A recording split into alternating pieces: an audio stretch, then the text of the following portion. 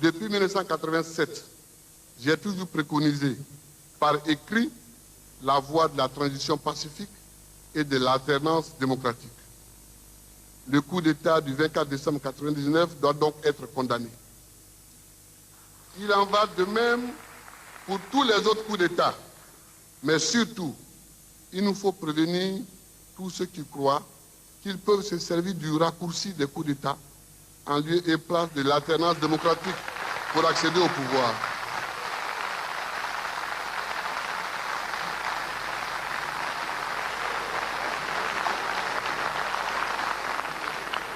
S'il est de la responsabilité des dirigeants d'éviter les conditions qui conduisent au coup d'État, je salue l'éveil de notre peuple qui saura nous en garder à l'avenir. Les dirigeants politiques doivent comprendre l'aspiration des peuples à la liberté, à la prospérité et à la sécurité. Cette résolution me rappelle simplement qu'il me faut moi-même respecter les règles du jeu établies par la Constitution et me conformer au programme de refondation pour lequel j'ai été élu. Notre Constitution mérite d'être mieux connue. Je reste convaincu, pour ma part, qu'une Constitution correspond toujours à l'histoire d'un pays. Les hommes légifèrent en effet par rapport à ce qu'ils ont vécu ou par rapport à ce qu'ils vivent. Les constituants ivoiriens de juillet 2000 n'ont pas fait autre chose. La modification de la Constitution n'est donc pas à l'ordre du jour. La première résolution du directoire du Forum propose la création d'un comité de juristes dont la mission sera d'harmoniser certaines dispositions de la Constitution en vue d'une meilleure compréhension de la loi fondamentale. Si l'objectif de cette résolution est bien la meilleure compréhension de notre loi fondamentale, en ma qualité de chef d'État, ayant le devoir de veiller au respect de la Constitution, je ne peux que m'en réjouir. C'est pourquoi il me semble qu'au-delà d'un simple comité de juristes, il faut organiser un colloque international regroupant des spécialistes de divers horizons. La question du statut d'ancien chef de l'État ne relève pas de ma seule volonté. Elle doit être réglée dans le cadre de la loi. Ainsi que je l'ai indiqué dans mon exposé devant le Forum, les droits afférents au statut d'ancien chef d'État sont définis par la loi 95-524 du 6 juillet 1995 et par le décret 97-210 du 10 avril 1997. Ces textes se sont révélés inadaptés à la situation actuelle de notre pays. Il nous faut donc tirer les leçons des insuffisances de notre législation en la matière. C'est pourquoi j'entends soumettre à l'Assemblée nationale un nouveau texte prenant en compte les situations actuelles et les nouvelles exigences de la démocratie.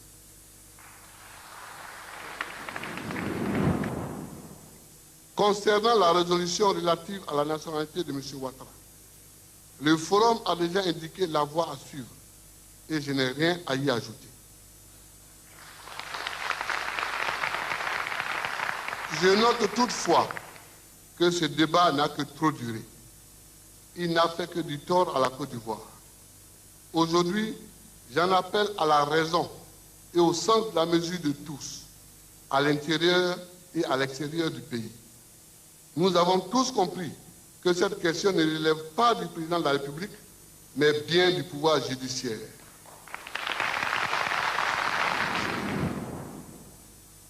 Je sais que les procédures judiciaires sont complexes, qu'elles sont longues, et que nos juges sont démunis. Mais en même temps, quand des affaires touchent au domaine politique, je voudrais dire au ministre de la Justice et à tous les magistrats présents que la population a l'impression qu'on retarde les procès parce qu'on veut cacher quelque chose ou bien parce qu'on veut se cacher. On ne voit plus le dénuement du juge. Le manque d'hommes, on voit le chef de l'État. Je vous en prie, aidez-nous. Aidez-nous en allant vite. Sur le procès du charnier de Bougon, le forum en a parlé. Mais moi, je ne suis pas satisfait.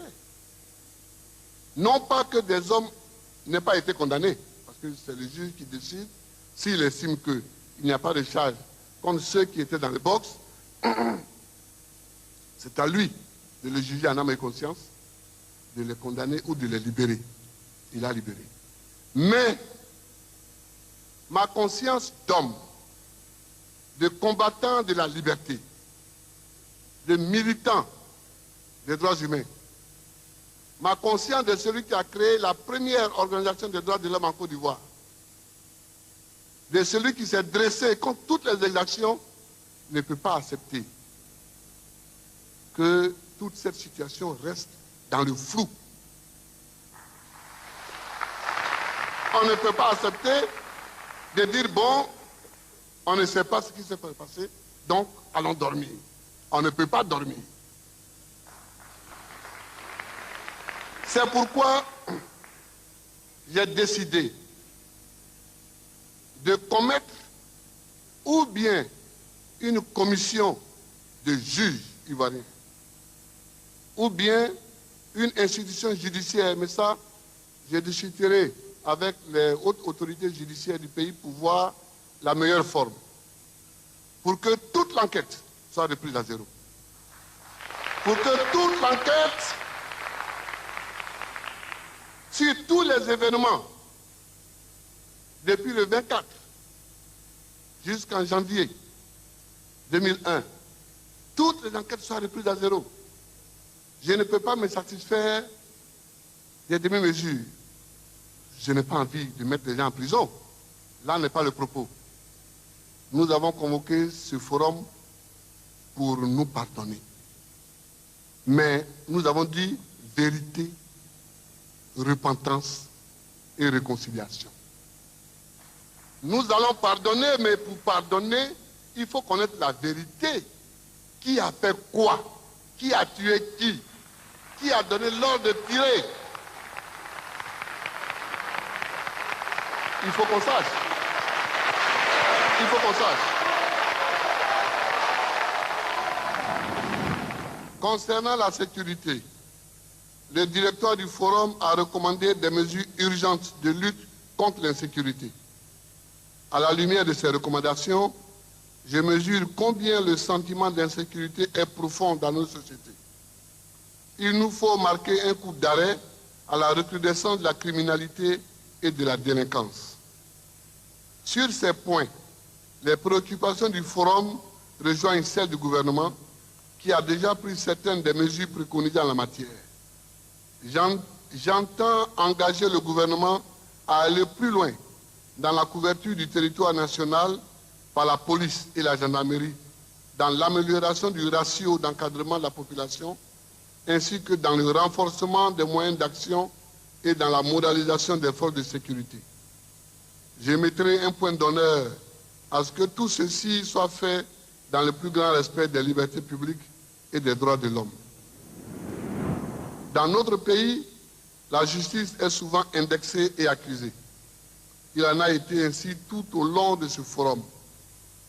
Or, notre système politique, la sécurité de nos rapports humains, commerciaux et civils doivent reposer sur la crédibilité de notre justice, sur le respect qu'elle inspire et suscite. Le besoin légitime de justice de nos compatriotes et des opérateurs économiques étrangers ou nationaux les conduit naturellement à exiger des magistrats qui les rendent d'être au-dessus de tout soupçon. Il s'agit aujourd'hui d'écarter de notre système judiciaire tout ce qui a pu fonder les opinions défavorables dont il fait l'objet. C'est le sens de mon engagement à ne jamais interférer dans les affaires qui relèvent de la justice.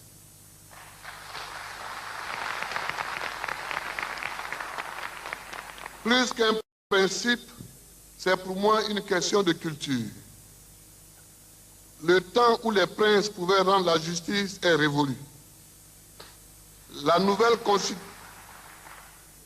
constitution ivoirienne, en créant un pouvoir judiciaire en lieu et place de l'autorité judiciaire, donne un fondement juridique à ce qui correspond chez moi à un engagement politique. Il n'y a pas de démocratie tant que la justice reste inféodée au pouvoir exécutif. Mais peut-on exiger de la justice qu'elle soit indépendante et efficace sans lui en donner les moyens? C'est pourquoi, en application des dispositions de la Constitution relatives à la justice, le gouvernement a déjà approuvé les projets de loi portant création des grandes institutions judiciaires que sont la Cour de cassation, la Cour des comptes, le Conseil d'État, le Conseil constitutionnel. Ces projets de loi organiques sont devant le Parlement. Mais d'ores et déjà, le gouvernement prend des dispositions en matière d'organisation, de valorisation des ressources humaines, d'équipement et d'infrastructures afin d'assurer un meilleur fonctionnement à notre justice. L'indépendance du système judiciaire, tout comme l'intégrité du personnel de justice, reste fondamentale à mes yeux.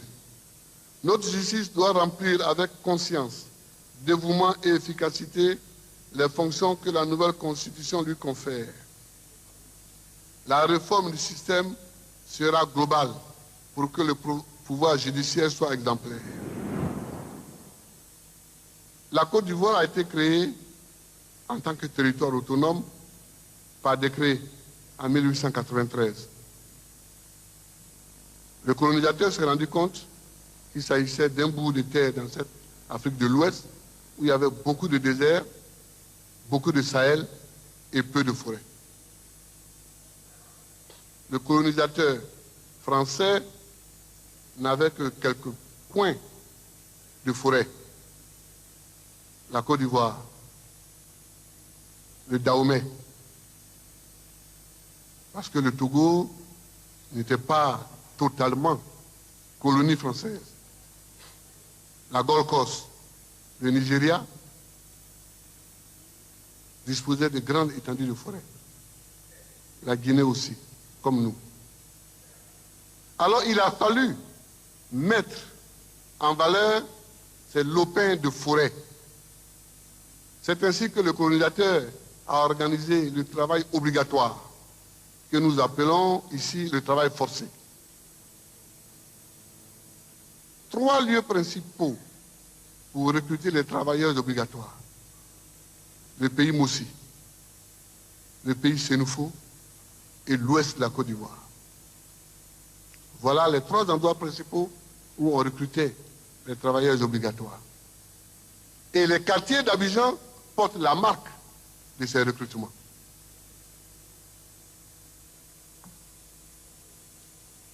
Puis est arrivée l'élection de 1945.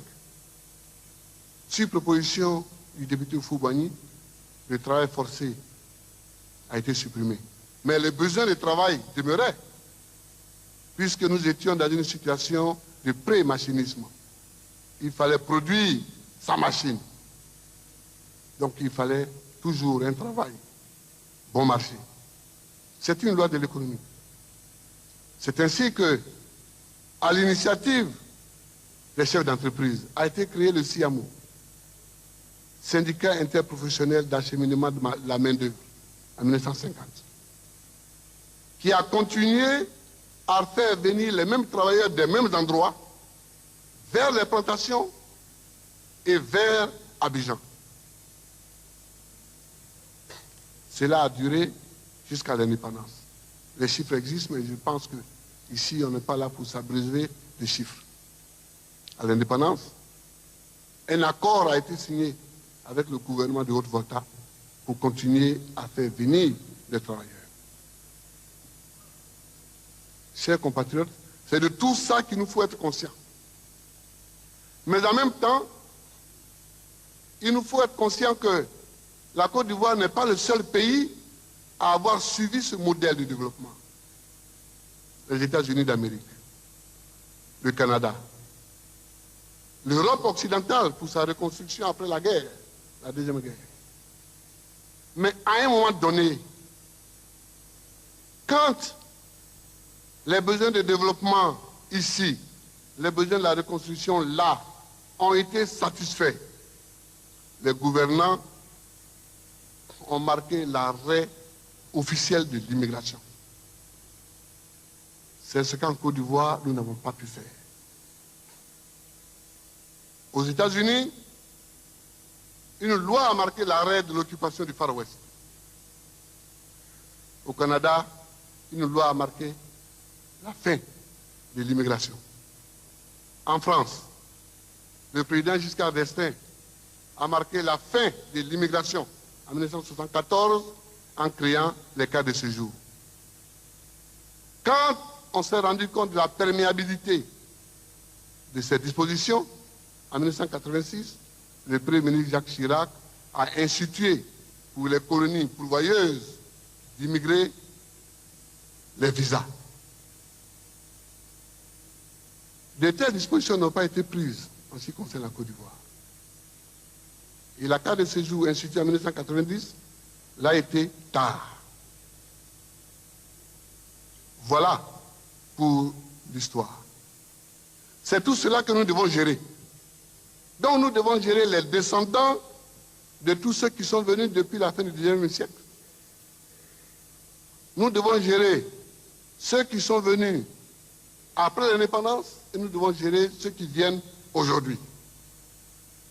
Pour cela, aujourd'hui, l'État de Côte d'Ivoire dispose seulement de 2 instruments. Le premier instrument, c'est le code de nationalité.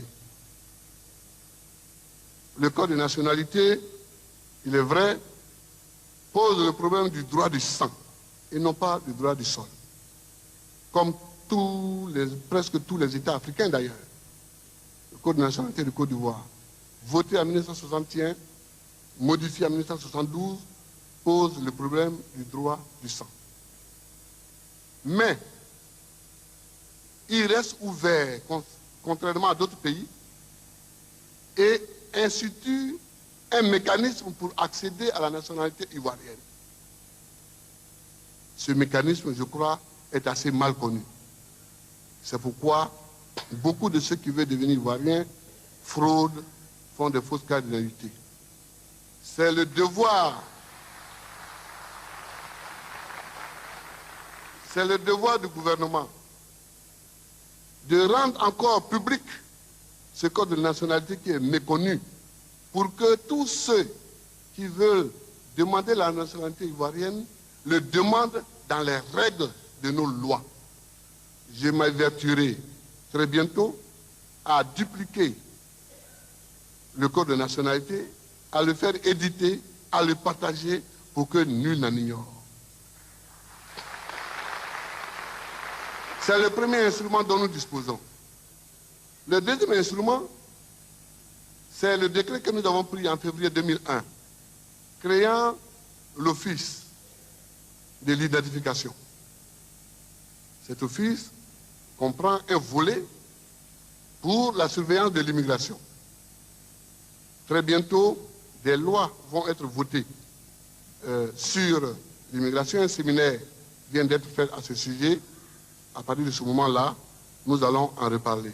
Mais voilà le développement que je voulais vraiment faire en tant que citoyen, mais aussi en tant que chef d'État, sur cette question qui est très souvent mal posée et mal perçue, aussi bien à l'intérieur de la Côte d'Ivoire qu'à l'extérieur de la Côte d'Ivoire. La gravité et la persistance des conflits et tensions liés à la terre et à l'occupation du sol risquent, si nous ne prenons garde, de compromettre durablement tous nos efforts d'intégration et de cohésion nationale. Fort heureusement, le domaine foncier rural, il me plaît de le rappeler, a fait l'objet d'une loi datant du 22 décembre 1998. Cette loi, fruit d'une large concertation menée avec les populations par les parlementaires, a été votée à l'unanimité de tous les groupes parlementaires. Aujourd'hui, le moment est venu d'élaborer et de mettre en œuvre les décrets d'application de cette loi, ainsi que le recommande le Forum.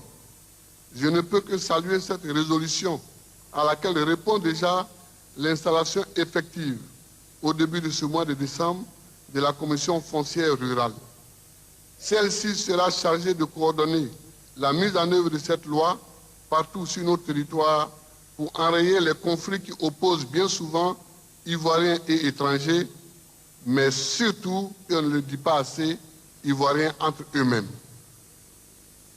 Il s'agit là d'un chantier important de la politique de refondation auquel j'entends consacrer la plus grande attention. Notre réconciliation nationale, j'en suis convaincu, sera une vaine entreprise si nous ne clarifions pas la loi et au nom de la loi l'épineuse question du domaine foncier rural. Nous devons refuser et combattre toutes les formes d'exclusion. À mes yeux, l'exclusion sociale est grave et condamnable. C'est elle qui crée plusieurs catégories de citoyens, ce que le professeur Nyangora Bois a classifié dans les en haut des en haut, les au milieu des en haut, les en bas des en bas, etc. Nous devons préserver notre pays de toutes les formes de discrimination sociale. C'est pourquoi l'amélioration des conditions de vie des populations est une préoccupation inscrite depuis toujours au cœur de notre combat politique. Cependant, cette amélioration ne peut survenir que comme résultat de la politique économique et sociale que nous menons pour le redressement du pays. La priorité ici, c'est de mettre fin à l'isolement financier de la Côte d'Ivoire. Nous sommes en train d'y réussir.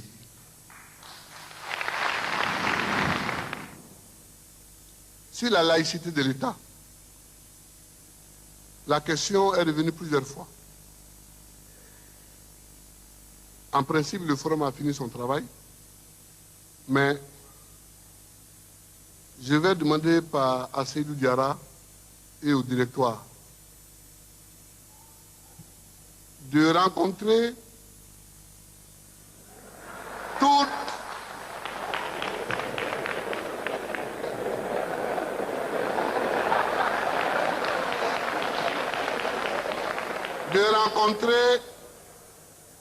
toutes les communautés religieuses. Parce que j'ai ma doctrine de la laïcité que j'ai apprise en étudiant l'histoire de la Troisième République française. Mais avec les discours qui ont été faits, je pense qu'il y a une divergence entre ce que je pense, ou bien entre ce que je sais, et entre ce qui est dit. Donc, je souhaite que le directoire, dans un ultime effort, aille rencontrer toutes les confessions religieuses et définisse avec elles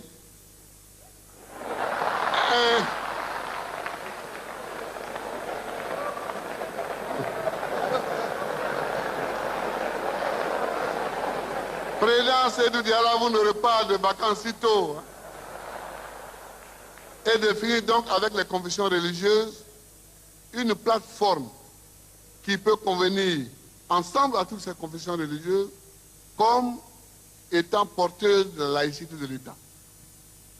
Après, nous allons confronter avec ce que nous savons, nous allons inviter donc, les représentants des confessions religieuses pour discuter et puis mettre au point un texte qui va être appliqué par l'État. S'il le faut, voilà. Donc, voilà ce que je vous propose, M. Seydou Diarra, en dessert. Voilà ce que je vous propose. L'éducation a un rôle important à jouer pour notre dynamisme économique, pour notre grandeur morale et pour notre cohésion nationale. La seule limite à notre commune volonté de réhabiliter l'école, ce sont les ressources financières qui ne permettent pas de disposer en nombre et en qualité de compétences humaines, d'infrastructures et d'équipements pédagogiques.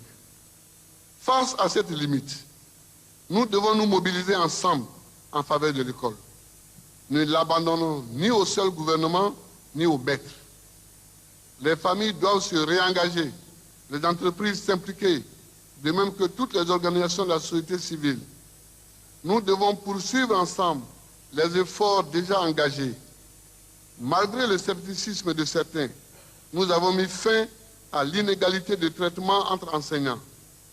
Ce décrochage a exigé des moyens importants, mais ce sacrifice était incontournable pour restaurer la cohésion du milieu scolaire et universitaire afin de relancer son dynamisme interne. La politique de la gratuité sera rationalisée et renforcée progressivement. la construction d'infrastructures nouvelles est programmée.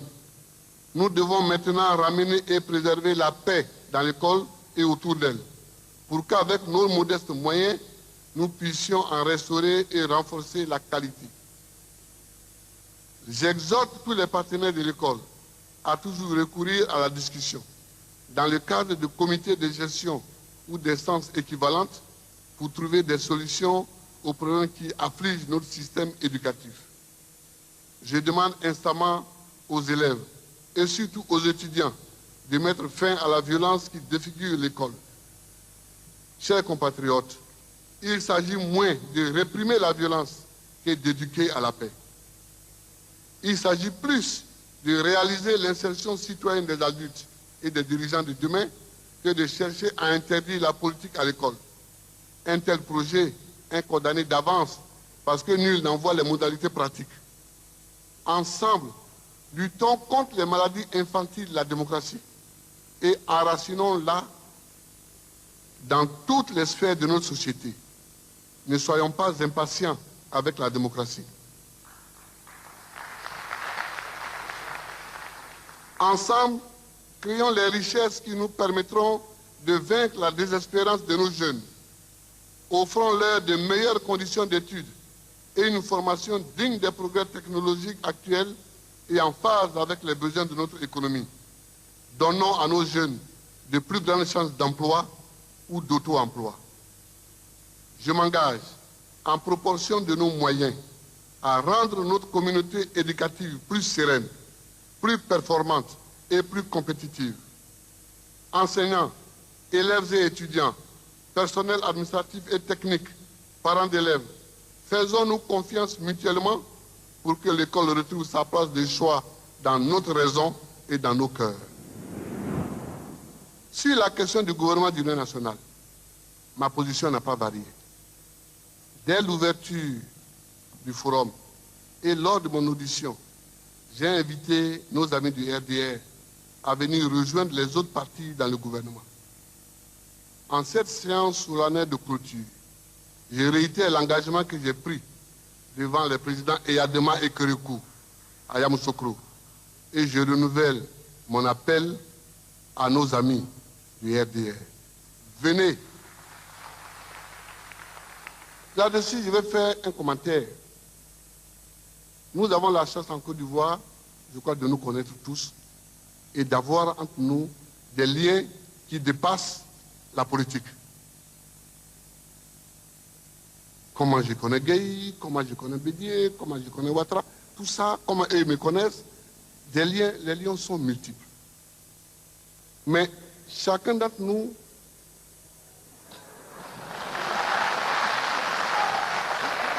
oh, je vous ai dit les liens sont multiples, je ne vous ai pas dit qu'ils sont douteux.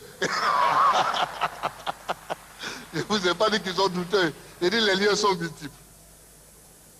Ce que je veux dire, c'est que nous sommes arrivés à un moment où beaucoup de problèmes s'amoncellent sur notre tête. Et chez moi, on dit, quand la calvitie arrive au village, qu'elle ne trouve plus des vieux, elle s'assoit sur la tête des enfants qu'elle trouve. Aujourd'hui, Bédier, Henri Konan, Gueye Robert, Alassane Ouattara et Gbagbo Laurent, nous sommes les vieux de la Côte d'Ivoire. C'est nous les vieux. C'est nous les doyens. C'est parce que c'est nous qui avons la responsabilité de conduire ce pays à la paix. On ne peut pas résoudre les problèmes de n'importe quelle manière. Tous les problèmes qui nous sont chers aujourd'hui, j'en suis convaincu, trouveront une solution. Je répète ce que j'avais déjà dit le 6 août 2000 à la fête de la liberté, ce qui d'ailleurs m'avait valu le sobriquet de l'allié au culte de Robert Gueye. J'avais dit ceci. Après les élections de 2000, il faudra former un gouvernement d'union. Et que les vraies élections pour nous départager se situeront en 2005. C'est ce que j'ai dit en 2000. C'est ce que j'ai dit à l'ouverture du forum. C'est ce que je répète aujourd'hui. Si nous voulons nous compter, nous départager, nous le ferons. Chacun sous la bannière de son parti en 2005. Pour le moment, nous sommes dans des flots impétueux. Tenons ensemble la barque et allons vers les eaux calmes. C'est ça que je veux dire.